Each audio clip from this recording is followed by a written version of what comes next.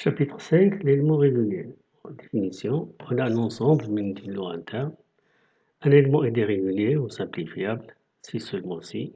Donc si on prend deux éléments de E, si x étoile A égale y étoile A, ce qui implique que x égale y.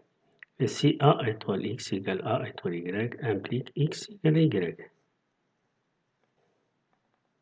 N'oubliez pas de vous abonner, de faire des likes et partager avec vos amis. Merci beaucoup.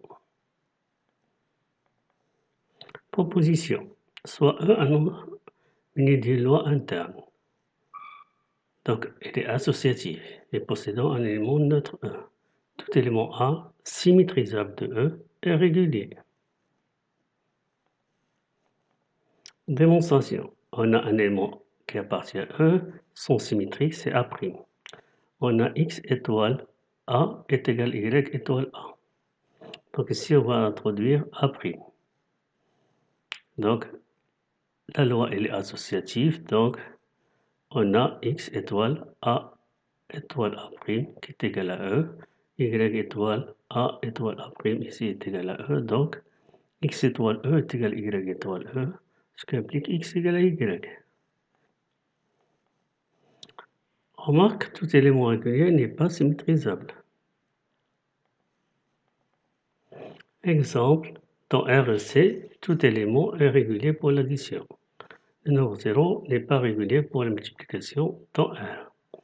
Dans R étoile et C étoile, tout élément est régulier pour la multiplication. Dans N, tout élément est régulier pour l'addition, mais ne sont pas symétrisables pour l'addition, sauf 0. Exercice. Soumis l'ensemble Q étoile plus de loi T inversée, définie par, on prend deux éléments qui appartiennent à Q étoile plus, donc x T inversé de y est égal à xy sur x plus y. Détermine les éléments réguliers dans Q étoile plus. N'oubliez pas de vous abonner, de faire des likes et partager avec vos amis. Et merci. Soit un élément qui appartient à Q étoile plus. Donc on a pour tout x, y appartient à Q étoile plus, x t inversé de A est égal à y t inversé de A. Donc on a xa sur x plus A égale ya sur y plus A.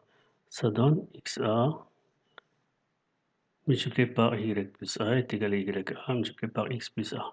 Donc on obtient la fin a carré multiplié par x moins y qui est égal à 0.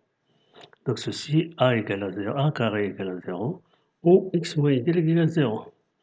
On a a appartient à q étoile plus, donc a est différent de 0. Donc x égale à y. Donc tous les éléments sont réguliers dans q étoile plus t inversé. Partie stable. Définition. E est une unité d'une loi interne et F est une partie de E. On dit que F est une partie stable de E étoile si et seulement si on prend deux éléments qui appartiennent à F, x étoile y appartient à F. La loi interne définie dans F est appelée loi induite par étoile sur F. Exemple, l'ensemble Z est une partie stable de R multiplié. Si on prend deux éléments de Z, leur multiplication appartient à Z. Si x appartient à Z et y appartient à Z, alors x multiplié par y appartient à Z. L'ensemble UN qui est égal, ça c'est l'ensemble des racines énième de l'unité. Donc UN est une partie stable de C multiplié. Si on prend deux éléments qui appartiennent à UN, leur produit appartient à UN. Donc on unit l'ensemble R d'une loi T définie par, on prend deux éléments XY, XY égale XY moins X moins Y plus 2. Donc ici on voit qu'elle est commutative, associative. T admet un élément neutre qu'il faut déterminer. Déterminer les éléments symétriques pour la loi T. Montrer que 1, l'intervalle ouvert 1 plus l'infini est stable pour la loi T. Montrer que tout élément de 1 plus est symétrisable dans 1 plus T. N'oubliez pas de vous abonner, de faire des likes et partager avec vos amis. Et merci. Solution, soit E un élément neutre pour la loi T, et soit X un élément qui appartient à R. On a XTE est égal à X, c'est-à-dire XE moins X moins E plus 2 est égal à X. On obtient E moins 2 entre parenthèses multiplié par X moins 1 égale à 0. Ce qui va dire que E est égal à 2, parce que X est quelconque. Donc, c'est-à-dire X moins 1 n'est pas nécessairement égal à 0. Parce que X appartient à R, donc X est quelconque. Donc, le nombre 2 est l'élément neutre de R, T. Soit X appartient à R, déterminons X' de R, donc on va déterminer l'inverse de symétrique de R pour la loi T, tel que X, Tx' est égal à 2. On a X, Tx' est égal à 2, donc on remplace X, Tx', donc ça donne X moins X', X moins X moins X' plus 2 est égal à 2. Donc on obtient X' est égal à X sur X moins 1. Ici, pour que ceci soit appartient à R, il faudrait que X moins 1 soit différent de 0. Donc il faudrait que X différent de 1. Donc tous les éléments de R sont symétrisables sauf 1. Donc 1 n'admet pas de symétrique. Et le symétrique de X pour X est différent de 1 et X' qui est égal à X sur X moins 1.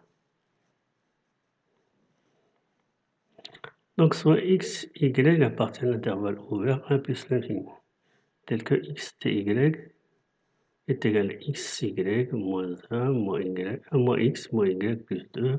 Donc on obtient ceci. Donc on obtient ici xty est égal à x moins 1 multiplié par moins 1 plus 1. Donc x est strictement supérieur à 1, c'est-à-dire x moins 1 est positif, y moins 1 est positif. Donc ce nombre-là est strictement positif, plus 1, donc il est strictement supérieur à 1.